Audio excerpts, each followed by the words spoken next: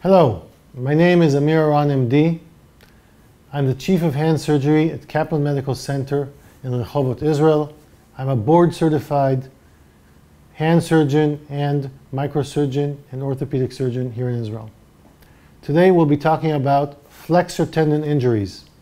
First of all, I would like to make a disclaimer. This does not, or is not actually, medical advice. If you do need medical advice, please go to your local hand surgeon or physician for this advice. This is, however, a tutorial, and it'll tell you about and take you through what flexor tendon injuries are about and actually give you an insight to what happened here in Kaplan in the 70s and the 80s and how Professor Kessler, who was my predecessor here in Kaplan, actually talked about when he was talking about these injuries to the flexor tendons of the hand. As you might know, every one of these fingers has two flexor tendons working through it, the deep one and the superficial one, flexor digitorum profundus and superficialis. There is the FPL, which actually is the tendon that causes your thumb to flex, flexor pollicis longus.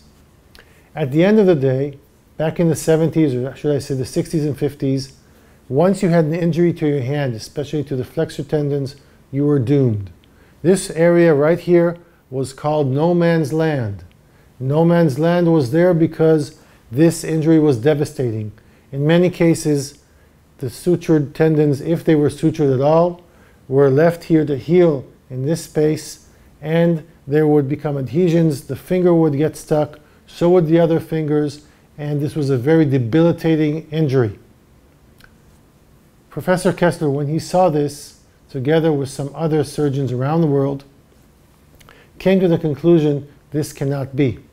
And hence, they developed the concept of having a tendon sutured and then moving it through the range of motion. In order for this to happen, Professor Kessler developed the suture, the Kessler Suture, which is in his name. The idea of the Kessler Suture was that the Kessler Suture is a sliding suture. It allows you to suture the tendon together, and it allows the two sides of the tendon to slide together until they are very close and actually allow some slight interdigitation of the two sides of the tendon.